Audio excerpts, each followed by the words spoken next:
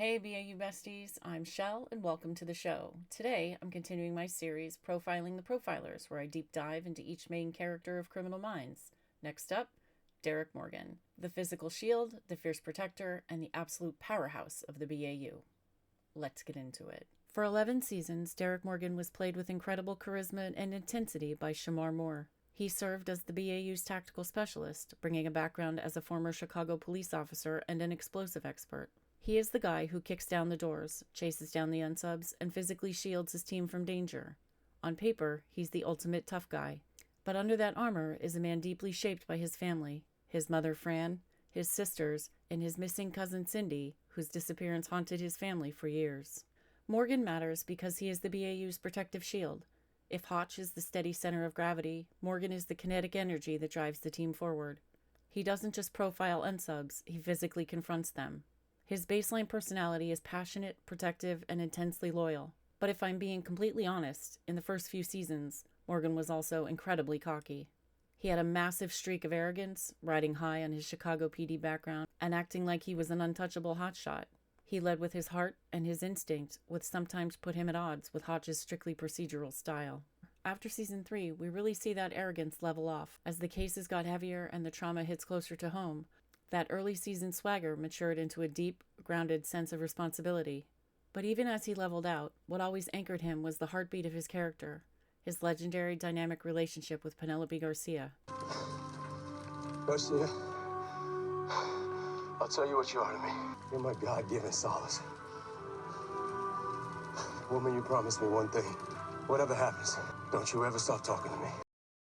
Their baby girl banter is a major highlight of the series. In a show that spends so much time in the darkest corners of human nature, Derek and Penelope are the ultimate light in that darkness. It wasn't about hidden romantic tension or a cheesy will they won't they gimmick. It was a pure, fiercely loyal, completely platonic lifeline. It actually began where he called her baby girl because he didn't know her name yet. Hey, what's that new tech girl's name? Gomez, I think. Excuse me, Gomez. Hey, baby girl. Baby girl? Forgive me, I just didn't know the real... Evan Culworth. What can I do for you? And it blossomed into a beautiful bond of unconditional love and mutual respect that sustained them both through the worst horrors of the job. We see the true depth of this bond in several storylines throughout the series. Think back to season 3 when Garcia is shot by Jason Clark Battle. Hey, Garcia. Yeah. I've been thinking about doing this all night.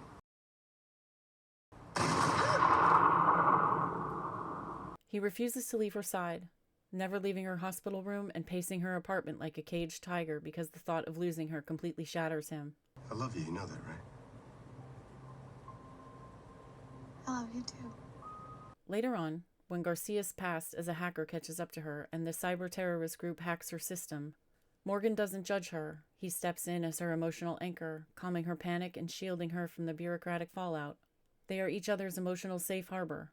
Even when Morgan finally falls in love with Savannah, it doesn't diminish his love for Garcia. Instead, she is the first person to embrace Savannah, proving their bond was built on pure, secure family love. As a profiler, Morgan specializes in obsessive-compulsive behaviors and tactical mindsets. He knows how a predator thinks because he understands what it means to hunt and to be hunted. His core code is to never let a victim feel alone, and to always be the shield between the monster and the innocent.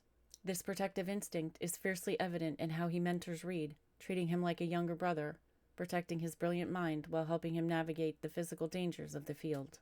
But that intense need to protect others stems from a private struggle and a deeply traumatic past at home. Growing up in Chicago, Morgan suffered horrific abuse at the hands of a community leader after his father was killed in the line of duty. To survive, Morgan had to compartmentalize that pain and build a wall of physical strength. For years, he kept his guard up, struggling to fully open his heart to a romantic partner because the job and his past demanded all of his focus. The show shatters his physical and emotional armor through several defining arcs. The first is the confrontation with his childhood monster, Carl Buford. It is a grueling, heartbreaking storyline where Morgan has to strip away his tough guy persona, face his trauma, and testify to stop Buford from hurting anyone else. Another comes later with Chaz Montalo and the Dirty Dozen storyline. This stops being an ordinary case and becomes a direct, brutal assault on Morgan's life and his mind. He is kidnapped, severely tortured, and pushed to his absolute physical limit. The emotional gut punch happens when the danger follows him home and targets his pregnant wife, Savannah. When she is shot, Morgan's entire world shifts. He realizes the better he is at protecting the team, the more danger he brings to his new family. In season 11, after Savannah gives birth to their baby boy, Morgan makes the heartbreaking but beautiful choice to leave the BAU. He, as Hotch did before him, chooses fatherhood over duty, realizing that his son cannot pay the price for the job. Morgan and Savannah named their child Hank Spencer Morgan. Yeah. a tribute to a beautiful friendship.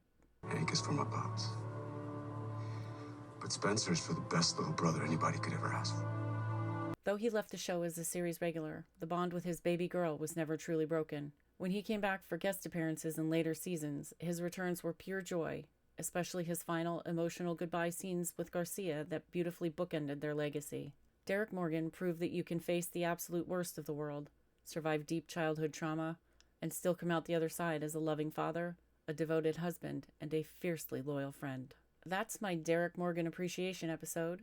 If this deep dive was your vibe, do the YouTube things. Like, subscribe, drop a comment with your favorite Morgan and Garcia moment. If you're coming back for episode 5, we're going to be diving into the brilliant, beautiful, and deeply tortured mind of Dr. Spencer Reid. Until then, take care of yourself, and I'll see you in the next one. You can check out more of my Criminal Minds deep dives here.